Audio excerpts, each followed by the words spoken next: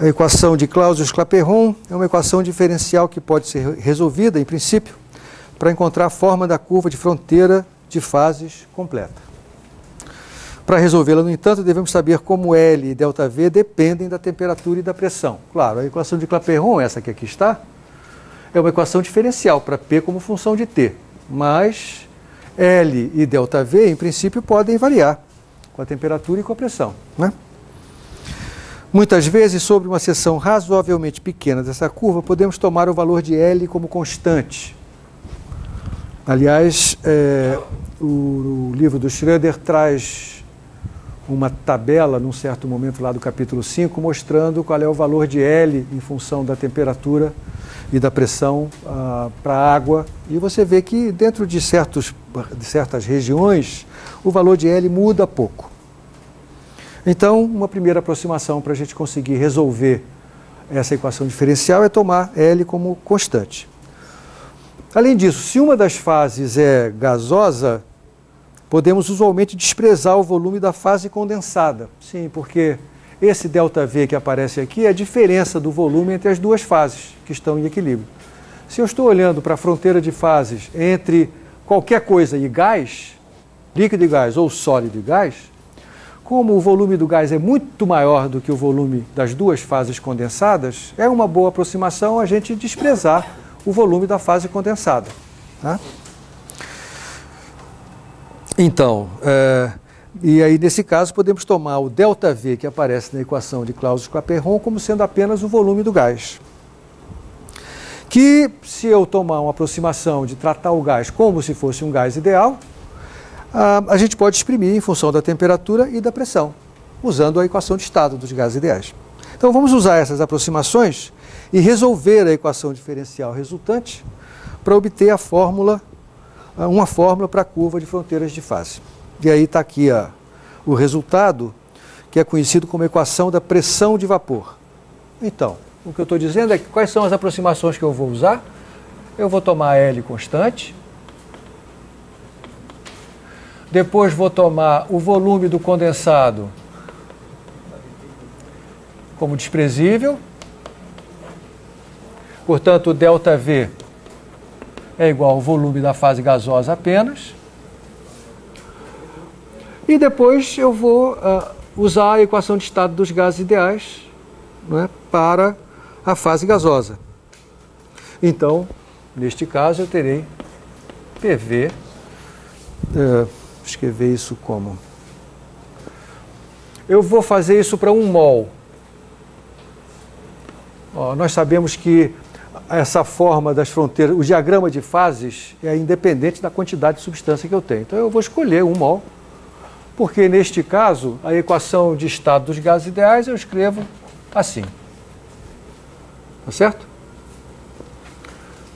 Então acabou o problema, porque eu tenho dP dt igual a L sobre T, onde tem ΔV eu vou botar V apenas, o volume do gás, que é RT sobre P. Assim.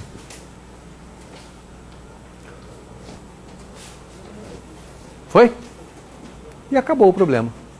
Porque eu separo variáveis e tenho dP sobre P igual a L sobre R dt sobre t quadrado. E vou integrar os dois lados. Aqui eu vou ter um logaritmo de P. Aqui eu vou ter menos 1 sobre t, né? Claro, tem uma constante que eu vou botar em algum canto aqui. Aí eu exponencio isso para me livrar do logaritmo. Fica P igual a uma constante que multiplica E elevado a menos L dividido por RT. Que é, então, a equação da pressão de vapor. Então, é importante você, primeiro, relembrar, ao olhar para isso aqui, quais são as hipóteses que eu utilizei. Isso aqui só é verdade, portanto, quando essas hipóteses se justificarem. E o resultado é que você tem essa fronteira de fases descrita por uma exponencial, como essa que aí está, né? Isso aí é chamado pressão de vapor. Lembre, eu defini para você a pressão de vapor como sendo a pressão de equilíbrio entre uma fase condensada e uma fase gasosa. Tá certo? Então pega aqui um ponto qualquer dessa fronteira de fase, nesse exemplo aqui entre o líquido e o gás. Esta pressão que permite a coexistência das duas fases eu chamo de pressão de vapor. Número 5. O efeito da altitude na fervura da água, que é um problema clássico, que você, na verdade, você já discutiu isso desde que era criancinha, né? No ensino médio, os professores discutem isso. Como é que a gente discute isso no ensino médio? Vamos relembrar? Como é que é? Relembra aí para mim. Como é que você conta para o seu aluno de ensino médio? Tem vários professores de ensino médio aqui. Como é que você comenta com o seu aluno o que acontece com o ponto de ebulição da água à medida que você sobe? Que você vai daqui para Teresópolis, por exemplo. Diminui o quê? O ponto de ebulição da água diminui. Como é que você explica esse fato?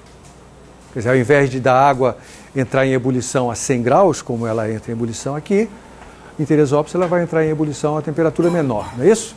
Como é que você explica? Como é que você justifica isso para o seu aluno? Para o seu aluno de ensino médio. Ah, tá bom, você quer o... Mas você pode usar o diagrama de fases aqui entre nós. Vai lá, gostei. Tá bom, então eu estou dizendo que a temperatura de ebulição da água a uma pressão de uma atmosfera é, sei lá, 100 graus, não é isso? Tá, usa o diagrama de fases e diz para mim o que vai acontecer. Vamos lá, mudamos de problema. Use o diagrama de fases para justificar o fato de que a água entra em ebulição a uma temperatura mais baixa à medida que eu subo, que eu aumento a altitude do lugar onde eu estou esquentando a água. Oi? Ah, se eu estou aumentando a altitude, a pressão diminui.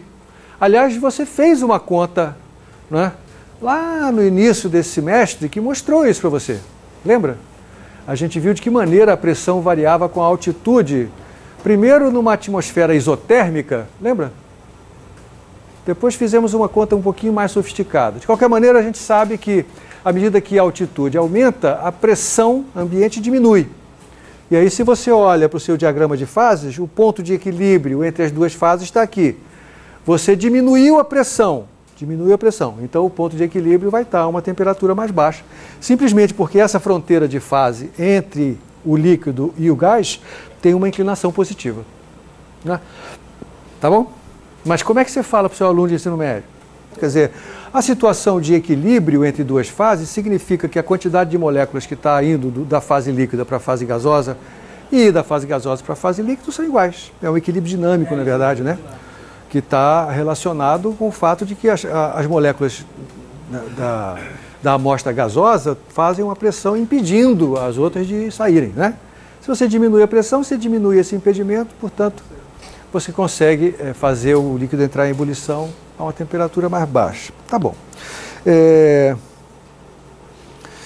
Vamos usar o resultado desse problema anterior, do número 4, e dados tabelados.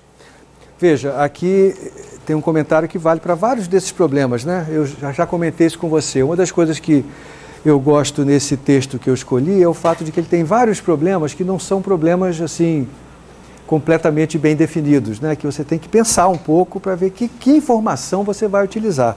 Quando ele fala dados tabelados, né? Você tem que escolher quais são os dados tabelados que podem ser pertinentes a isso aí.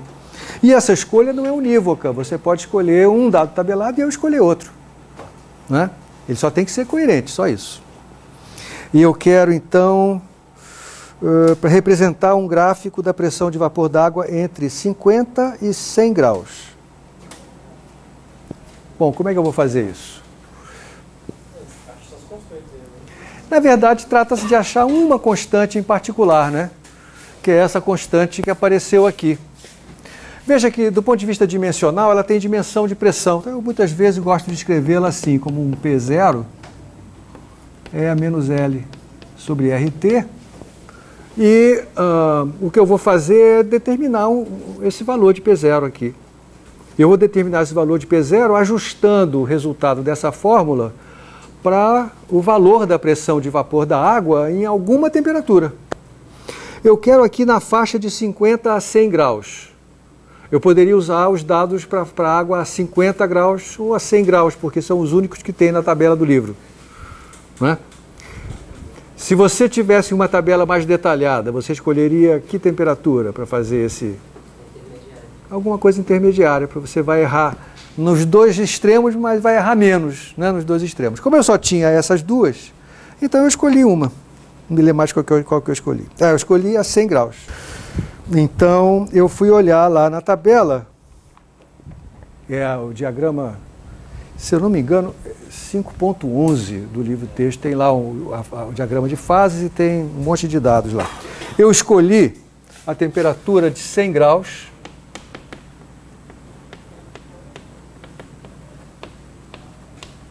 e aí eu li na tabela as seguintes informações. Bom, primeiro, a pressão de vapor. Qual é a pressão de vapor da água a essa temperatura? E a pressão atmosférica, claro? Uma atmosfera, exatamente a pressão de equilíbrio, né? Que, eu vou escrever, deixa eu ver em que unidade eu vou escrever isso. O que mais que eu li nessa tabela? Eu li nessa tabela o valor de L. O valor de L foi isso. Eu sei quem é R, então eu sei calcular com esses elementos, eu sei calcular quem é L sobre R. L sobre R, 4,066 vezes 10 a 4, dividido por 8,31, né? Isso deu 4.890, veja só a unidade que isso tem que estar, né? Isso aqui está em Kelvin. De fato é adimensional. E aí eu usei essa equação.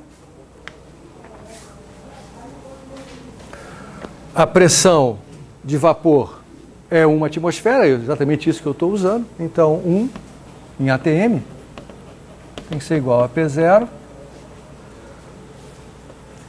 é elevado a menos...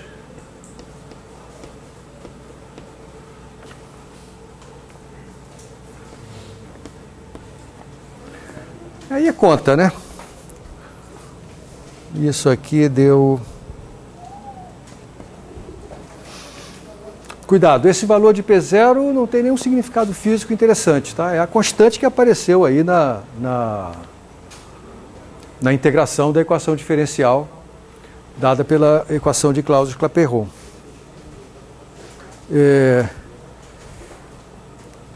Isso aqui é uma exponencial cujo argumento, quando t aumenta, tem menos alguma coisa sobre t, né? Quando t aumenta, esse argumento, o que acontece com ele, a fração diminui, tem um sinal de menos, é 1 sobre uma exponencial, cujo argumento diminui. Então isso aqui cresce e cresce cada vez mais rápido, né? Então o gráfico disso, qualitativamente, vai ser uma coisa assim. Aqui eu tenho a pressão medida em atmosferas, aqui a temperatura, e vai dar uma coisa assim. Esses valores, tá, se eu colocar a origem a 50 Celsius e a 100 Celsius, esse valor aqui é exatamente uma atmosfera, porque foi esse valor que eu usei para calibrar, para descobrir o valor da constante. Tá certo? Então, quando eu pergunto aqui, comente a qualidade do ajuste nas extremidades desse intervalo. Na extremidade direita, o ajuste é perfeito, porque eu usei os dados tabelados para ele, né? E na outra extremidade, quando eu calculo a pressão de vapor para T igual a 50, eu encontrei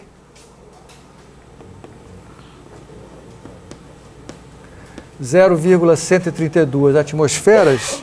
Isso aqui é da ordem de 7% acima do valor real. Então eu encontrei um valor que está mais alto do que o valor tabelado. O valor tabelado está um pouquinho mais para baixo. Então aí está a qualidade do meu ajuste. Veja que eu ajustei com uma extremidade e na outra extremidade o meu erro é menor do que 10%. Então não está nada mal esse ajuste. O que mais que eu quero? Aqui tem leia o gráfico ao contrário para estimar a temperatura de ebulição da água em cada um dos locais para os quais você determinou a pressão no problema N igual a 5, da lista 1. Lembra que no problema 5 da lista 1, veja aqui, você tinha, e não é à toa, tem vários problemas aqui nessas listas que são encadeados, né? Eu estou querendo... Lá nessa lista 1, você calculou a pressão usando esse modelinho de uma atmosfera isotérmica, que a gente sabe que tem lá seus defeitos, né? A gente calculou a pressão em 3 lugares diferentes, a altitudes distintas. Aqui eu tenho os 3 lugares foram Ogden, Leadville e o topo do Monte Everest. A gente calculou então a pressão atmosférica nesses 3 lugares e o cálculo que a gente obteve lá, o resultado que a gente obteve, eu estou citando aqui. E agora o que eu quero é descobrir qual é a temperatura de ebulição da água nesses 3 lugares, usando a expressão para a fronteira de fases que eu acabei de deduzir, né? Então aqui eu vou obter T como função de P, vou inverter essa equação, tá? Então invertendo essa equação eu tenho log de P sobre P0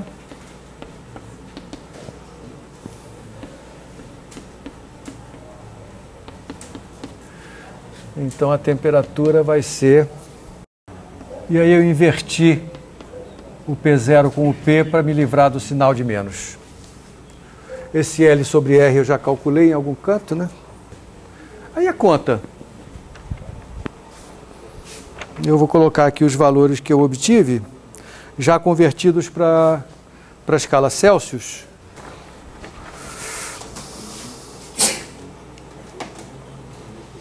E aqui no item C tem uma coisa bonitinha que eu quero mostrar para você, sem fazer muita conta, tá?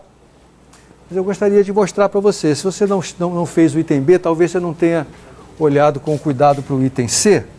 Eu não vou fazer todo o item C não, Rafael, mas quero mostrar só um detalhe que talvez tenha ficado desapercebido. Então, nesse item C, a ideia é você usar a expressão que você determinou para a pressão em função da altitude, lá no problema 5 da lista 1, na atmosfera isotérmica, para você encontrar uma dependência da temperatura de ebulição diretamente com a altitude. Essa que é a brincadeira. Eu vou repetir a expressão que a gente encontrou para a temperatura de ebulição em função da pressão, que foi essa daqui, né? E nós tínhamos encontrado antes qual era a expressão para pressão em função da altitude. Você lembra disso? Então, 5, lista 1, a gente encontrou a seguinte relação, que a pressão em função da altitude era a pressão ao nível do mar, que é 1 atmosfera, né? Eu não vou usar P0 para não confundir com esse, porque esse P0 não tem nada a ver com a pressão ao nível do mar. Então é 1 atmosfera multiplicada por uma exponencial, era exponencial de menos mgz sobre kt, onde z era a altitude. Então, a brincadeira é substituir essa expressão aqui, tá? Quando você faz isso, você obtém uma expressão assim, ó, L sobre R, P0 sobre P. Esse P0 sobre 1 atmosfera tem como papel simplesmente tornar adimensional o valor de P0, só isso, né? Que está em atmosferas. Então isso aqui fica assim, 1 sobre o log de P0 sobre 1 atmosfera. Eu vou colocar assim só para destacar o que está acontecendo. E esse termo daqui é um logaritmo de algo que está no denominador, ele vira mais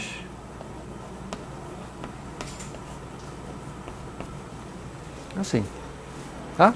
Quando você faz essa conta aqui, ó, com aquele P0 que eu determinei, você vai encontrar um valor. O valor aqui é 13,1. Mas esse termo que aparece aqui, nós já tínhamos determinado também lá no problema 5 da lista 1, lembrando que a atmosfera é constituída basicamente de nitrogênio, e escolhendo uma temperatura meio arbitrária, lembre, é a atmosfera isotérmica, tá? A temperatura fixa. Escolhemos algo em torno de 300 Kelvin, e a gente obteve para esse fator algo que... primeiro, qual é a dimensão disso aqui?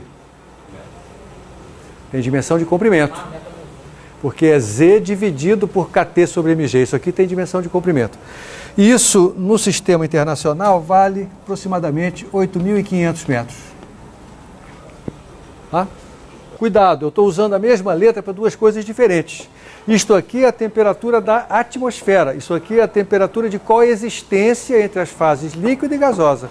A temperatura de ebulição. Tá? A atmosfera não está à temperatura de ebulição, né, para todas as pressões envolvidas quando eu vou da altitude 0 até a altitude Z. Né? Bom comentário.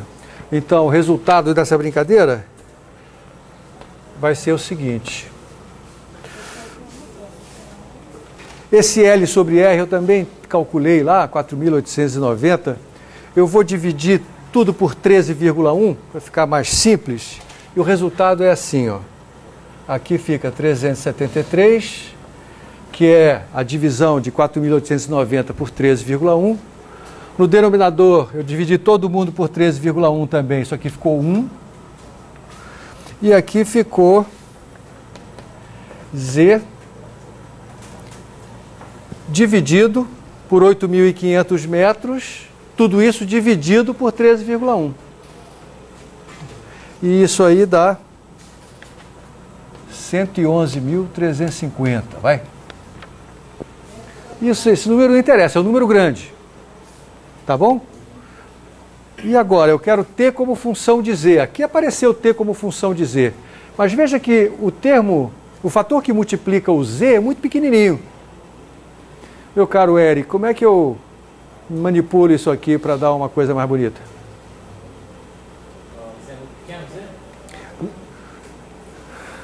Comparado com 111.350, sim, porque a altitude máxima que eu tenho, Everest, 10.000, né? Hã? Desprezo isso? Quer dizer que a temperatura de ebulição é fixa? Eu quero exatamente mostrar como é que ela varia com a altitude. Então essa aproximação é grosseira demais. Qual é a próxima menos grosseira do que essa? É o velho truque. Ô, Eric, logo você, eu estava esperando que você respondesse de cara, não é?